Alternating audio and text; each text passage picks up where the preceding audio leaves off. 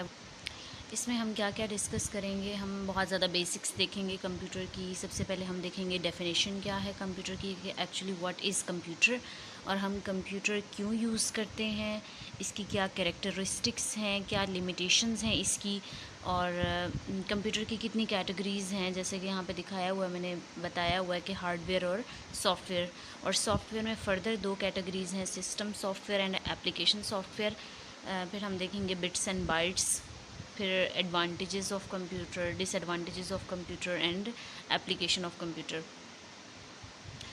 अच्छा, इसमें मैं आपको एक बात बता दूं कि सबसे जो हमारा जो फोकस है वो आज के टॉपिक में वो हमारा जस्ट बेसिक्स पे है, कि हम बेसिक्स थोड़ा सा जान लें कि एक्चुअली क्या है कंप्यूटर, क्या कैरेक्टरिस्टिक्स हैं उसकी। और फर्दर जब हम नेक्स्ट लेक्चर्स में देखेंगे तो हम वो डिटेल्स में जाके देखेंगे, कि इसको डेप्थ में जाके देखेंगे कि क्या इसके बारे में है, कितनी कैरेक्टरिस्टिक्स हैं, क्या डिटेल्स जो हैं वो बाद में देखेंगे। अच्छा, सबसे पहले हम देखते हैं अब इसमें डेफिनेशन। यहाँ पे मैंने 3 डिफरेंट तरीक़ों से डेफिनेशन लिखती है। कॉन्सेप्ट सेम है, लेकिन लिखने का मकसद ये है कि किसी भी तरह से डेफिनेशन आए तो आपको समझ आना जाना चाहिए कि एक्चुअली व्हाट इज़ कंप्यूटर। सबसे पहले डेफिनेशन हम डिस्कस करते हैं यहाँ पे। सबसे पहली डेफिनेशन में वो ये कह रहा है कि computer is an electronic device that can accept input data, process data and produce output according to set of instructions और प्रोग्राम। अच्छा, अब इस डेफिनेशन में उसने 2 से 3 बातें कही हैं। सबसे इम्पॉर्टेंट बात उसने ये कही है, जो कि हर डेफिनेशन में कॉमन सी होगी, कि हमें सबसे पहले computer is an electronic device, कि ये एक इलेक्ट्रॉनिक डिवाइस है। अब ये करता क्या है एक्चुअली, ये क्या करता है कि इनपुट को एक्सेप्ट करता है किसी भी यूज़र से, ह्यूमन बीइंग से। जैसे कोई भी ह्यूमन बीइंग इनपुट देता है कि मुझे ये चीज़ चाहिए, तो वो इनपुट होगी, और कंप्यूटर क्या करता है, प्रोसेस करता है उसको और स्टोर कर देता है डाटा को, एंड प्रोड्यूस करता है फाइनल स्टेप में आउटपुट, जो भी आपने इंस्ट्रक्शंस दी होती हैं उसके अकॉर्डिंगली। इसका मतलब है इसमें 3 स्टेप्स हुए हैं। सबसे पहला इंपॉर्टेंट स्टेप था कि हमने इनपुट देनी है, फिर उसने प्रोसेस होना है, और फिर आउटपुट उसकी जो भी होगी वो आपकी, जो आपने इंस्ट्रक्शंस दी होंगी वो उसके अकॉर्डिंग होगी। इसको हम एक से डायग्राम से समझते हैं कि किस तरह से, फिर हम बाकी 2 डेफिनेशंस को डिस्कस करेंगे। डायग्राम हमारे पास जैसे ये है, इसमें क्या कह रहा है वो, ये जो हमारे पास ये वाला फर्स्ट पार्ट है ये सारी इनपुट्स हैं, सेकंड पार्ट में प्रोसेसिंग हो रही है सेकंड ब्लॉक में, और थर्ड जो पार्ट है मॉनिटर, प्रिंटर, स्पीकर वाला, वो हमारे पास आउटपुट वाला पार्ट है। अब फर्स्ट पार्ट में हम कीबोर्ड से इनपुट देंगे, या किसी भी माउस के थ्रू इनपुट देंगे, या कोई भी एक्सटर्नल इनपुट हमारे पास हो सकती है। किसी भी चीज़ से हम इनपुट का मतलब है कि कोई भी डाटा एंटर करेंगे हम, कि हमें ये चीज़ स्टोर करनी है या ये हमें रिक्वायर्ड है, तो वो चीज़ हम क्या करेंगे, इनपुट देंगे कंप्यूटर को। कंप्यूटर क्या करेगा, सीपीयू के थ्रू, जो कि CPU stands for computer processing unit, central processing unit. इसमें क्या करता है, ये जो डाटा आपने दिया है इसको क्या करेगा, वो प्रोसेस करेगा। अब third part is monitor, printer और स्पीकर। कोई भी आपके पास आउटपुट के फॉर्म में हो सकता है। मॉनिटर मींस कि जो आपकी स्क्रीन है उस पर आपको आउटपुट शो हो जाएगी।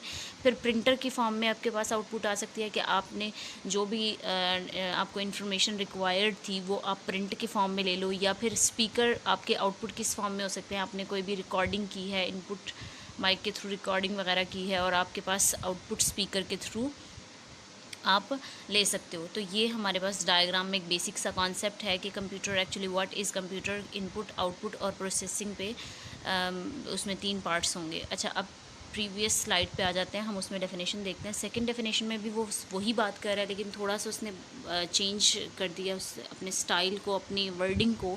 उसमें वो क्या कह रहा है, कंप्यूटर इज़ अ मशीन, या आप इसे लिख लो computer is an electronic machine. आप अपनी वर्डिंग में कुछ भी लिख सकते हैं, मतलब एज़ इट इज़ आपको जो है ना वो टाइप करने की ज़रूरत नहीं है, एज़ इट इज़ कोड करने की ज़रूरत नहीं है। आप उसको अपने ही वर्डिंग में एक्सप्लेन करें कि एक्चुअली व्हाट इज़ कंप्यूटर। सबसे पहले हमारे पास computer is a machine that manipulates data according to the list of instructions. देखें, पहले भी उसने यही बात की थी, लेकिन डिफरेंट अंदाज में। इसमें भी वो यही बात कर रहा है कि डाटा को मैनिपुलेट करता है, जो भी आपने इंस्ट्रक्शंस दी होती हैं, जो भी यूज़र ने इंस्ट्रक्शंस दी होती हैं, जो भी लिस्ट ऑफ इंस्ट्रक्शंस होती हैं, उस डाटा को वो मैनिपुलेट कर देता है।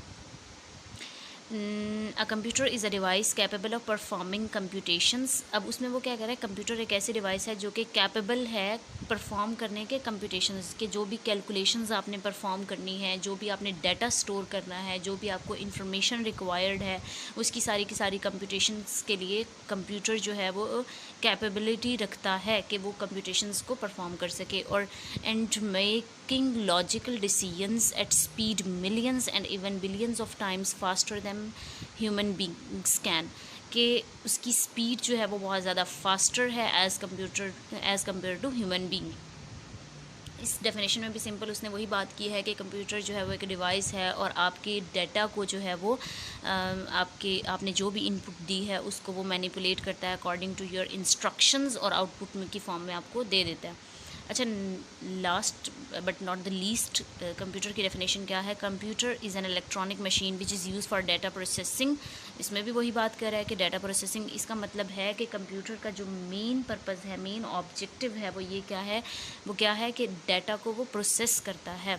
तो use for data processing, the output which comes after processing data through computer is known as information. अच्छा, अब यहाँ पे दो वर्ड्स यूज़ हुए हैं डाटा और इन्फॉर्मेशन का, उसमें मैं थोड़ा सा आपको डिफरेंस बताती चलूँ। यहाँ पे डाटा कोई भी रैंडम मटेरियल है, जैसे आपने कोई भी डाटा कलेक्ट कर लिया, आपको चाहिए थे कोई 4 से 5 वर्ड्स, लेकिन आपने पूरी की पूरी 100 काउंटिंग्स जो है ना वो अपने पास कलेक्ट कर ली, लेकिन उसके बाद आपको जो है ना उसमें से आइडेंटिफाई करना है या वो करना है, आपने कोई भी सैंपल लेना है या आपने कोई साइड पे 4 नंबर्स निकालने हैं, तो जो 100 आपने डाटा लिया है वो क्या है आपके पास? जो 100 आपने चीज़ें कलेक्ट की हैं वो आपके पास है डाटा, या जो आपने रैंडम चीज़ें ली है वो है डाटा। लेकिन इन्फॉर्मेशन वो है कि जो आपने उसमें से यूज़फुल चीज़ को अपने पास, जो आपके लिए यूज़फुल है, आपने अपने पास रखनी है, और बाकी डिस्कार्ड करना है वो डाटा होगा, और जो आपने अपने पास रखनी है वो क्या होगा? इन्फॉर्मेशन। तो इसका मतलब है कि जो प्रोसेस आपने किया था और उसके बाद आउटपुट आई वो आपके पास क्या होगी? इन्फॉर्मेशन, ना कि आपके पास वो क्या होगा? डाटा। अच्छा, ये डायग्राम हम डिस्कस कर चुके हैं। अब the most important question, why we use computers, या कंप्यूटर्स की ज़रूरत हमें क्यों पड़ी, ये हम जो है ना नेक्स्ट जितनी भी स्लाइड्स हैं उसमें हम यही डिस्कस करेंगे कि हम उसकी कैरेक्टरिस्टिक्स देखेंगे, तब भी हमें ये अंदाज़ा हो जाएगा कि हमें कंप्यूटर्स क्यों ज़रूरी हैं हमारे लिए, या फिर हम उसके एडवांटेज डिसएडवांटेज या एप्लीकेशंस देखेंगे, तब भी हमें आइडिया हो जाएगा कि कंप्यूटर्स का क्या रोल है हमारी सोसाइटी में, क्या इंपॉर्टेंस है। अच्छा, अब कैरेक्टरिस्टिक्स हम यहाँ पे 4 से 5 डिस्कस करेंगे। फर्स्ट जो कैरेक्टरिस्टिक है वो है द मोस्ट इम्पॉर्टेंट कैरेक्टरिस्टिक, के स्पीड इसकी बहुत ज़्यादा अच्छी है, कि आप बड़ा स्पीडली कंप्यूटर्स के थ्रू आप अपनी इन्फॉर्मेशन को प्रोसेस कर सकते हैं, आप अपने डाटा को प्रोसेस करके इन्फॉर्मेशन में कन्वर्ट कर सकते हैं, या इनपुट को प्रोसेस करके आप आउटपुट ले सकते हैं।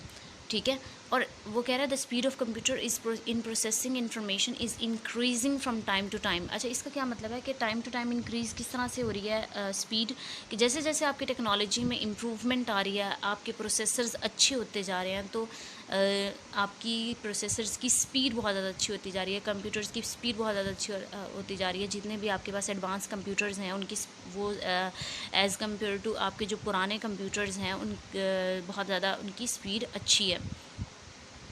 अच्छा, एक्यूरेसी आप कंप्यूटर्स के अलावा किसी भी चीज़ में आप जब भी कोई चीज़ जिसमें आपको आउटपुट रिक्वायर्ड होती है, तो आपकी हमेशा प्रेफरेंस रही है कि वो चीज़, वो इन्फॉर्मेशन, वो रिक्वायर्ड डाटा आपके पास जो है वो एक्यूरेट होना चाहिए। तो कंप्यूटर्स में एरर के चांसेस कम होते हैं as compare to human being calculations, क्योंकि वो आपके पास डिफ़ाइंड प्रोग्राम के थ्रू जो है वो परफॉर्म कर रहा होता है, तो आपके पास एक्यूरेसी के चांसेस ज़्यादा होते हैं इसमें। तो मोस्टली जो है वो आपके पास एक्यूरेट रिज़ल्ट्स आपको मिलेंगे कंप्यूटर्स के थ्रू। एरर के चांसेस भी होते हैं, लेकिन एरर के चांसेस तभी हैं जब आपके पास ह्यूमन बीइंग कोई एरर हो, या आप खुद से कोई गलती एंटर कर दें, या फिर ये इस तरह से भी आ सकते हैं कोई एप्लीकेशंस वगैरह में एरर आ जाए, वो एक अलग से एरर आ जाता है। तो लेकिन जो डिफ़ाइंड चीज़ें हैं तो वो हमेशा से आपको, मतलब आपकी अगर मशीनरी में कोई एरर आ जाए तब आपका कंप्यूटर जो है वो गलत परफॉर्म कर सकता है या एरर आ सकता है उसमें, लेकिन मोस्टली जो है वो 99% आपके रिज़ल्ट्स एक्यूरेट ही होंगे। अच्छा, नेक्स्ट में क्या कह रहा है, स्टोरेज में वो ये बात कर रहा है कि आपके पास कंप्यूटर्स में जो है वो आप अपना मैक्सिमम डाटा स्टोर कर सकते हैं। अब जैसे पुराने ज़माने में जब कंप्यूटर्स नहीं होते थे आपके पास, तो आप रजिस्टर्स में, आप लिखी हुई चीज़ों में, मतलब आप रिटन फॉर्म में डाटा को स्टोर करते थे। लेकिन अब कंप्यूटर्स आ गए हैं, आप कहीं भी बैठ के ईज़िली एक्सेस कर सकते हैं आप कंप्यूटर को, आप उसमें अपना डाटा स्टोर कर सकते हैं, आप अपनी ईमेल्स में डाटा स्टोर कर सकते हैं। तो स्टोरेज भी आपके पास बहुत ज़्यादा है, और स्टोरेज के अलावा, कि आपके पास बहुत ज़्यादा होने के अलावा आपके पास सिक्योरिटी बहुत ज़्यादा है, आपका डाटा सिक्योर है, और एक्सेसिबिलिटी भी बहुत ज़्यादा है कि अगर आप अपने ईमेल्स में डाटा स्टोर कर रहे हैं तो आप दुनिया के किसी भी कोने में बैठ के अपने डाटा को ईज़िली एक्सेस कर सकते हैं। अच्छा, वर्सटैलिटी में क्या कह रहा है वो, वर्सटिलिटी में क्या कह रहा है, computers can be programmed and applied for different purposes. उसमें वो एप्लीकेशन लेवल पे बात कर रहा है कि कंप्यूटर्स को जो है वो डिफरेंट पर्पसेस के लिए यूज़ किया जा सकता है। जैसे आजकल हमारी एटीएम मशीन्स में कंप्यूटर यूज़ हो रहा है, हमारे माइक्रोवेव ओवन में यूज़ हो रहा है, हमारी जितनी भी मशीनरीज़ हैं उनमें यूज़ हो रहा है, हमारे बैंक्स में यूज़ हो रहा है, कि हम कंप्यूटर को बहुत ज़्यादा जगहों पर यूज़ कर सकते हैं, बहुत ज़्यादा चीज़ों में, बहुत ज़्यादा एप्लीकेशन लेवल पर यूज़ कर सकते हैं। अच्छा, इंटेलिजेंस, कंप्यूटर की सबसे अच्छी बात ये है कि वो इंसान की तरह जल्द थक नहीं जाता। वो बहुत ज़्यादा काम करने की सलाहियत रखता है, कि थोड़ा बहुत उसको भी रेस्ट चाहिए होता है, लेकिन कभी भी वो ये नहीं कहेगा कि मैं थक गया हूँ, मैं बोर हो गया हूँ। ऑब्वियसली एक मशीनरी को भी थोड़ा बहुत जो है वो रेस्ट चाहिए होता है, लेकिन as compare to human being उसकी इंटेलिजेंस ज़्यादा है। अच्छा, अब हम चलते हैं लिमिटेशंस पे।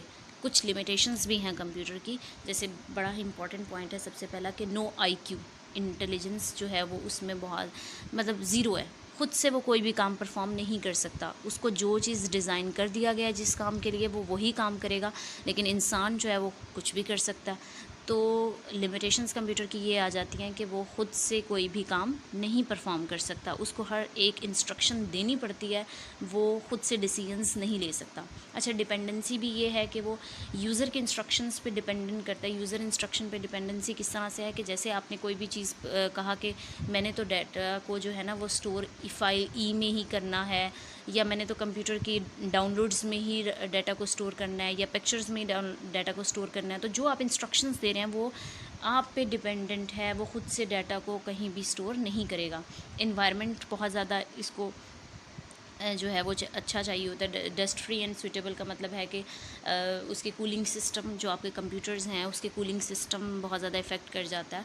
और प्लस जो है ये आपकी मशीनरी का भी बहुत ज़्यादा होता है कि आप किस इन्वायरमेंट में, बहुत ज़्यादा गर्म इलाकों में वो कंप्यूटर्स जो हैं वो ख़राब होना शुरू हो जाते हैं, बहुत ज़्यादा ठंडे इलाकों में भी जो है वो कंप्यूटर्स ख़राब होना शुरू हो जाते हैं। तो वो जैसे अगर आप कहीं भी बाहर से कंप्यूटर मंगवाते हैं, तो किसी भी बाहर के कंट्री से, तो वो इन्वायरमेंट का बड़ा इफ़ेक्ट करता है कि आपके पास जो है वो कंप्यूटर वहाँ के इन्वायरमेंट फ्री था, यहाँ का जो है वो उसको इन्वायरमेंट सूट नहीं कर रहा, उसकी मशीनरी ख़राब हो गई है, तो वो बहुत ज़्यादा इन्वायरमेंटल बेस्ड है। नो फीलिंग मीन्स कि कंप्यूटर की कोई फीलिंग्स या इमोशंस नहीं होते, कोई टेस्ट एक्सपीरियंस, मतलब इस तरह की चीज़ें उसके पास नहीं है जैसे ह्यूमन बींग्स में आपके पास है।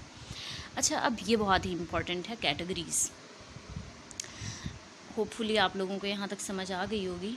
नेक्स्ट हम कैटेगरीज़ की तरफ चलते हैं। कैटेगरीज़ बड़ी ही आसान हैं, बहुत ही इम्पॉर्टेंट भी हैं, समझना भी बहुत ज़रूरी है।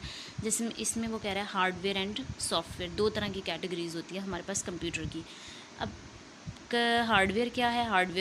हार्डवेयर हर उस चीज़ को कहेंगे जिसको आप टच कर सकें, जिसको आप हाथ लगा के महसूस कर सकें, वो आपके पास क्या है? हार्डवेयर। और सॉफ्टवेयर वो चीज़ है जो कि आपकी इंस्ट्रक्शंस के अकॉर्डिंग चलेगा, जो कि कंप्यूटर हार्डवेयर में इंस्टॉल किया जाता है, वो आपके पास क्या है?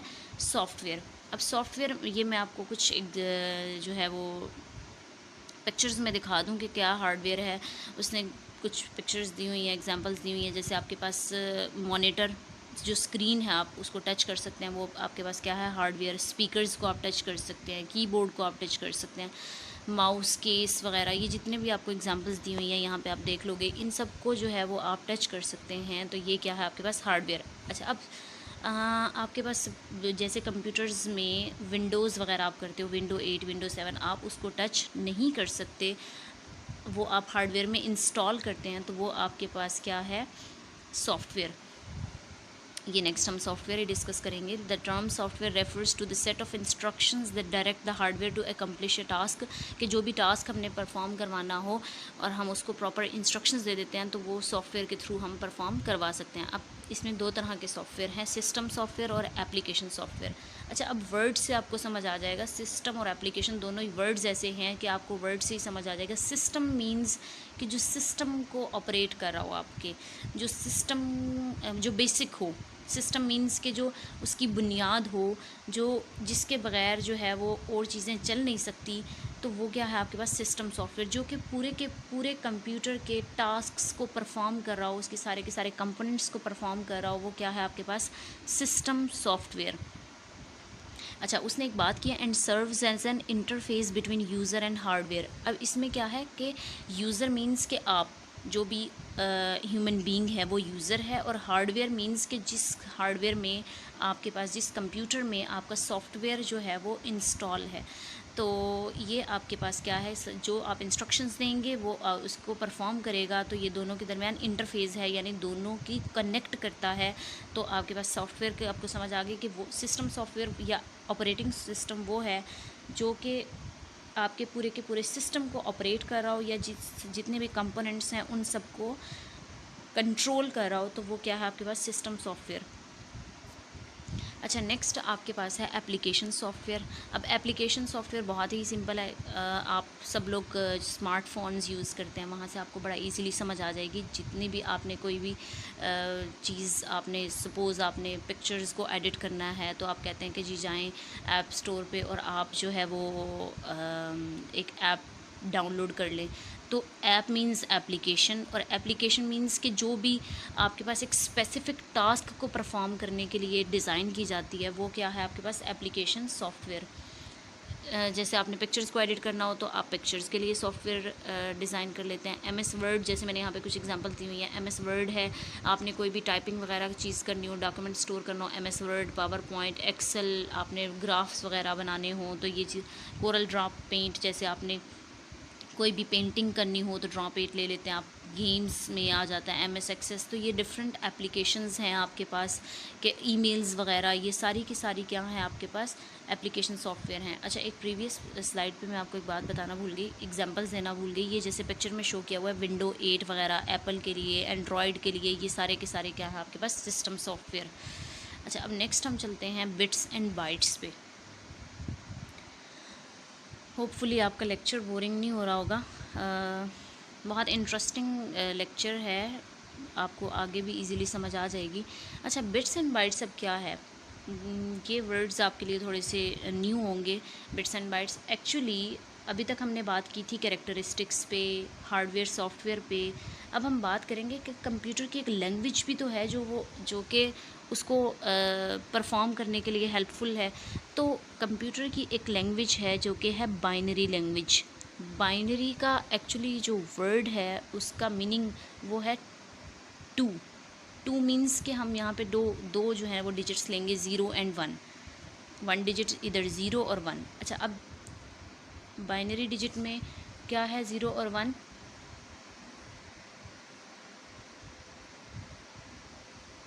0 और 1 जो है, अब हमारे पास 0 का मतलब यहाँ पे नो है और 1 का मतलब है यस। मतलब ये कंप्यूटर की एक डिफ़ाइंड लैंग्वेज है जिसमें 0 का मतलब नो है और 1 का मतलब है यस, या 0 का मतलब है ऑफ़ और 1 का मतलब है ऑन। ये कुछ एजम्पशंस हैं जो कि कंप्यूटर की लैंग्वेज में यूज़ होती हैं। अब बिट और बाइट, अब इसका क्या ताल्लुक़ है इससे, आपकी लैंग्वेज से, जो कंप्यूटर की लैंग्वेज है इसका इससे क्या ताल्लुक़ है। अब बिट जो है आपके पास वो एक सिंगल वर्ड है, जैसे सिंगल डिजिट, सॉरी, जैसे 0 एक बिट है और 1 भी एक बिट है, लेकिन जब हम दोनों को कंबाइन करके यूज़ करेंगे 0 1 या 1 0, तो वो आपके पास क्या बन जाएगी, बाइट। अब क्वेश्चन ये है कि हम इसे कंबाइन क्यों करेंगे और सिंगल क्यों रखेंगे। सिंगल हमारे पास, जैसे आप कंप्यूटर में तो कोई भी आपने मैं गूगल की एग्जांपल दूंगी, आपने कोई भी चीज़ सर्च करनी हो तो आप सिंपल डाल देते हैं कि हाउ टू कैलकुलेट एग्रीगेट, आपने सिंपल, या how to edit my pictures, आप सपोज़ गूगल पे सर्च कर रहे हैं, आपने लिखा हाउ। हाउ का मतलब, अब आपने तो सिंपल इंग्लिश में लिख दिया हाउ।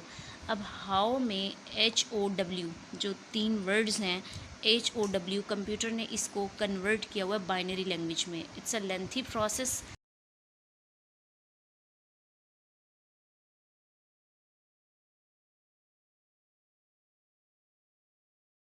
है अब हमारे पास 0 का मतलब यहाँ पे नो है और 1 का मतलब है यस।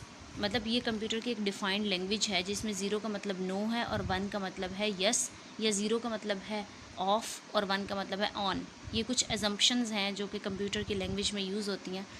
अब बिट और बाइट, अब इसका क्या ताल्लुक़ है इससे, आपकी लैंग्वेज से, जो कंप्यूटर की लैंग्वेज है इसका इससे क्या ताल्लुक़ है। अब बिट जो है आपके पास वो एक सिंगल वर्ड है, जैसे सिंगल डिजिट सॉरी, जैसे 0 एक बिट है और 1 भी एक बिट है। लेकिन जब हम दोनों को कंबाइन करके यूज़ करेंगे 0 1 या 1 0, तो वो आपके पास क्या बन जाएगी, बाइट। अब क्वेश्चन ये है कि हम इसे कंबाइन क्यों करेंगे और सिंगल क्यों रखेंगे। सिंगल हमारे पास, जैसे आप कंप्यूटर में तो कोई भी आपने मैं गूगल की एग्जांपल दूंगी, आपने कोई भी चीज़ सर्च करनी हो तो आप सिंपल डाल देते हैं कि हाउ टू कैलकुलेट एग्रीगेट, आपने सिंपल, या how to edit my pictures, आप सपोज़ गूगल पे सर्च कर रहे हैं, आपने लिखा हाउ। हाउ का मतलब, अब आपने तो सिंपल इंग्लिश में लिख दिया हाउ। अब हाउ में HOW, जो 3 वर्ड्स हैं, HOW, कंप्यूटर ने इसको कन्वर्ट किया हुआ है बाइनरी लैंग्वेज में। It's a lengthy process, but आपको शॉर्टकट में आपको बताने की कोशिश कर रही हूँ कि आपको इजीली समझ आ जाए कि हाउ जो आपने वर्ड लिखा है, आपने इंग्लिश में उसको इनपुट दिया, कंप्यूटर उसको प्रोसेस करेगा बाइनरी लैंग्वेज में। अब डिफाइंड है कि H को कौन सा नंबर असाइन करना है, अब उसको जो है वो बाइनरी लैंग्वेज में कन्वर्ट कर देगा। नेक्स्ट मैं आपको दिखाती हूँ। तो जब वो बाइनरी लैंग्वेज में कन्वर्ट करेगा तो आपके पास क्या होगा, 0 और 1 कंबाइन वर्ड में यूज़ होंगे। जैसे मैं कहती हूँ कि अभी आपके पास मैंने 10, H को जो है ना उसने 10 सपोज़ किया हुआ है, अज्यूम किया हुआ है कि ना H की जो है वो H इज़ इक्वल टू 10। अब 10 को कन्वर्ट करना है हमने बाइनरी में, तो 1 और 0 जो है वो इकट्ठे यूज़ हुए हैं, तो हमारे पास क्या हो जाएगा, वो बाइट में यूज़ हो रहा होगा। अच्छा, ये जो मैं आपको पहले वो समझा दूँ जो मैं समझा रही थी। जैसे आपने नंबर 25 को जो है ना वो 25 एंटर किया है, 25 को वो इस तरह से 0 0 0 1 1 0 0 1 में कन्वर्ट करेगा। और इसका नेक्स्ट क्या मतलब होगा कि 0 का मतलब होगा ऑफ और 1 का मतलब होगा ऑन। और ये कंप्यूटर की एक अपनी ही लैंग्वेज है जो कि उसको फिर कंप्यूटर इसको इस लैंग्वेज में अंडरस्टैंड करेगा और फिर आपको आउटपुट जो है वो प्रोसेस करके इंग्लिश में ही देगा जिसमें आपने इनपुट दी थी। इसी तरह से 179 या ए वर्ड को उसने इस तरह से स्टोर किया और उसको कन्वर्ट किया। ये आपको ज़्यादा डिटेल्स में जाने की अभी ज़रूरत नहीं है क्योंकि आज हमारा लेक्चर सिर्फ बेसिक्स पे है, तो आप जस्ट इतना समझ लें। अच्छा, प्रीवियस स्लाइड में मैंने एक स्किप कर दी थी, वो मैं आपको बता देती हूँ। जैसे मैंने आपको कहा था 0 का मतलब है ऑफ़ और 1 का मतलब है ऑन। तो आप जब 1 को प्रेस करेंगे तो वो ऑन हो जाएगा और 0 को प्रेस करेंगे तो वो ऑफ़ हो जाएगा। यहाँ पे एक छोटी सी एग्जांपल बल्ब की दी हुई है। अच्छा, यहाँ पे ये सारे का सारा जो है वो प्रोसेसिंग का बताया हुआ है कि एक यूज़र ने इनपुट दी, फिर उसने डाटा को प्रोसेस किया, कीबोर्ड से इस तरह से वर्ड्स गए, उसने फिर कन्वर्ट किया और फिर प्रिंटर से आपने आउटपुट ले ली। आपने इसमें इतना ही इसको समझना है, इतना इसमें डिटेल्स में जाने की ज़रूरत नहीं है। एक्चुअली इसमें डिटेल्स भी थोड़ी सी मैं आपको बता दूँ चलें कि सपोज़ उसने कहा कि यूज़र ने जो है ना वो टाइप किया KLMU कंप्यूटर पर। अब उसने तो KLMU टाइप किया था, लेकिन कंप्यूटर जब प्रोसेस कर रहा होता है तो वो उसको कन्वर्ट कर देता है बाइनरी में। अब बाइनरी में सारा प्रोसेस होके सारे का सारा जो भी उसने आउटपुट देनी होगी वो उसको जो है वो आपको इंग्लिश में ही कन्वर्ट करके दे देगा और फिर आपके पास प्रिंटिंग में जो है वो आपके पास आपका ओरिजिनल फॉर्म में जो भी आपको रिक्वायर्ड इन्फॉर्मेशन है वो आपको मिल जाएगी। अच्छा, नेक्स्ट अब हमारे पास यहाँ तक हमने सारा पढ़ लिया कि कैरेक्टरिस्टिक्स क्या हैं, उसकी लैंग्वेज क्या है, या फिर आपके पास हार्डवेयर और सॉफ्टवेयर उसकी कितनी कैटेगरीज़ हैं। अब हम देखते हैं कि एडवांटेजेस और डिसएडवांटेजेस क्या हैं, या एप्लीकेशन लेवल पे कंप्यूटर जो है वो कितना हमारे लिए यूज़फुल है। सबसे पहले एडवांटेजेस बहुत ही इजी मैंने इसमें डाले हैं, आप लोगों को भी खुद से भी आप लिखेंगे तो आपको समझ आ जाएगी। वो कह रहा है easy processing of complex tasks, कि आपके जो है जितने भी कॉम्प्लेक्स काम होते हैं, जितने भी पेचीदा कोई काम होते हैं उसको वो ईजी करके दे देता है आपको कंप्यूटर। और it saves time by quick manipulation of data as compare to when done manually, कि वो कह रहा है कि जो आप मैनुअली काम कर रहे होते हैं ना तो वो आपको बड़ा क्विकली जो है वो आपको परफॉर्म करके दे देता है आपका कंप्यूटर। ये इसका फ़ायदा है। और इसमें जो है आपके पास, जैसे हमने पहले बताया कि एरर जो है वो बहुत ज़्यादा कम होते हैं as compare to human being, और it has helped in making communication easier by using internet. आपका कम्युनिकेशन बहुत ज़्यादा इजी हो गई है आपकी इंटरनेट के थ्रू, आपके कंप्यूटर के through. It stores, retrieves and process a large amount of data. इसमें वो कह रहा है कि आप स्टोर भी कर सकते हैं, आप वापस ले भी सकते हैं और प्रोसेस भी कर सकते हैं डाटा को। It help in multi tasking of various jobs, और जॉब सर्चिंग में भी, और जॉब फ्रीलांसिंग, जैसे आजकल फ्रीलांसिंग मीन्स कि आप ऑनलाइन घर बैठे काम कर रहे हैं। तो ये सारे के सारे क्या हैं कंप्यूटर्स के एडवांटेजेस हैं। डिसएडवांटेजेस क्या हैं? सबसे important, cyber crime. Cyber crime क्या है कि आपके पास आपका जो आजकल वेबसाइट्स हैक हो जाती हैं, आपके अकाउंट्स हैक हो जाते हैं, कंप्यूटर्स के थ्रू होते हैं। Computer can perform only what is it perform to do. Computer need well defined instructions to perform any operation, कि आपको जो है बहुत ज़्यादा इंस्ट्रक्शंस देनी पड़ती हैं कि ये काम करो, तो तभी वो काम परफॉर्म होता है। अनएम्प्लॉयमेंट में आप कई तरीक़ों से इसको डिस्कस कर सकते हैं। अनएम्प्लॉयमेंट मीन्स कि आप कंप्यूटर के थ्रू डाइवर्ट भी हो जाते हैं। जिस तरह बच्चे आजकल बहुत ज़्यादा सोशल वेबसाइट्स पे आ गए हैं, सोशल मीडिया पे आ गए हैं, तो वो बहुत ज़्यादा अनएम्प्लॉयमेंट के काफ़ी ज़्यादा इसमें चले जाते हैं कि आप किस अंदाज़ में इसको परसीव करते हैं। अच्छा, एप्लीकेशंस में जो हैं वो मैं बहुत ज़्यादा लेंथी हो गया लेक्चर, तो बहुत डिटेल्स में नहीं बताऊंगी। एप्लीकेशंस लेवल पे आपको अब इतना लेक्चर्स के बाद समझ आ गई होगी कि क्या क्या एप्लीकेशंस हैं इसकी। वो फर्स्ट पॉइंट में कह रहा है कि computer is playing very important role in every field of life. Computers are everywhere, such as at home, at school, in daily life. A large number of activities are dependent on computers. अच्छा, अब इसमें main fields में उसने कुछ बता दिया। जैसे next में वो कह रहा है एजुकेशन बहुत ज़्यादा इसका वो परफॉर्म है कर रहा है कंप्यूटर्स के। आप असाइनमेंट्स बड़ा इजीली बना सकते हो। आप research, the most important thing, कि आप रिसर्च बड़े अच्छे से कर सकते हो। आप अपनी बुक्स डाउनलोड कर सकते हो ऑनलाइन। आपकी इससे जो है आप डिफरेंट टास्क्स को परफॉर्म कर सकते हैं। ठीक है, आप ऑनलाइन लेक्चर्स ले सकते हैं, आप अटेंडेंस ऑनलाइन कर सकते हैं, आप अपनी कम्युनिकेट कर सकते हैं अपने डिफरेंट कॉलीग्स के साथ, स्टूडेंट्स के साथ। बहुत ज़्यादा एजुकेशन में इसका जो है वो रोल है। तो आप ये पढ़ेंगे तो समझ आ जाएगी आपको। इंटरटेनमेंट में वो क्या कह रहा है कि आप डिफरेंट गेम्स खेल सकते हैं। आप जिस आजकल यूट्यूब बहुत ज़्यादा है कि आप डिफरेंट एक्टिविटीज़ में आप खुद को इन्वॉल्व कर सकते हैं। तो different movies, different series available हैं। तो ये चीज़ें आपके इंटरटेनमेंट में बहुत ज़्यादा है। साइंस में वही बात, रिसर्च में बहुत ज़्यादा आप घर बैठे आराम से डाटा कलेक्ट कर सकते हैं। आप different all over the world क्या चल रहा है, रिसर्च आप आराम से इंटरनेट से इजीली एक्सेस कर सकते हैं।